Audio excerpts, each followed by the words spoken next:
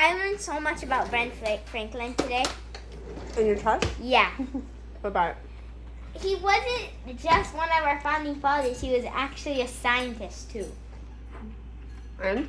And he invented like a lot of stuff. And he invented like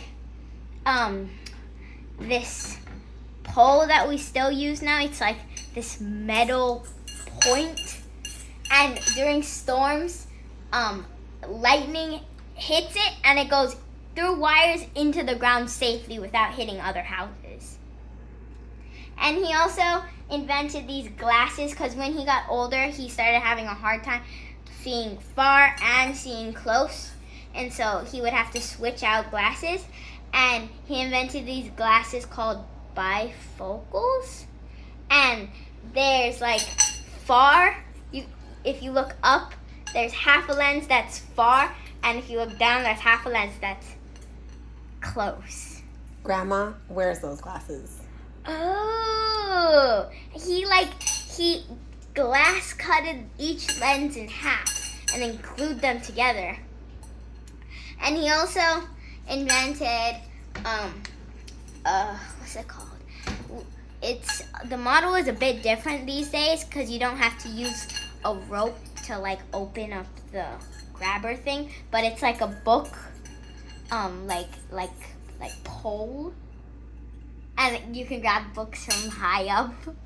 Oh, that's cool. And he just made some stuff like I learned about like how he figured out about the lightning pole thing. I forget what the name is, but it's a rod. Yeah, rod. And he made a kite out of like silk and 2 sticks, and then he put a string and he tied a metal key to the string, and then during a storm he like let it into a gray cloud, and then at first nothing was happening, but then he saw 2 like strings that were electricity charged, and when he touched the key, like electricity shot out of his knuckle. And I thought that was cool. And he also invented just some like things that I would really like to have like as a toy. There's this chair he has that has like a fan that you can operate it by stepping on this like step lever thing, and then when you step on it the fan goes, and you can do like read on it and stuff. And I also learned about he made a glass instrument. So he was on a trip to London in 1757, I think it was, and he likes to play music, and so he used to go to lots of concerts like frequently, and he went to a concert in London, and there was this man making a concert by like, remember that trick you showed me by rubbing your fingers on the top of a glass cup?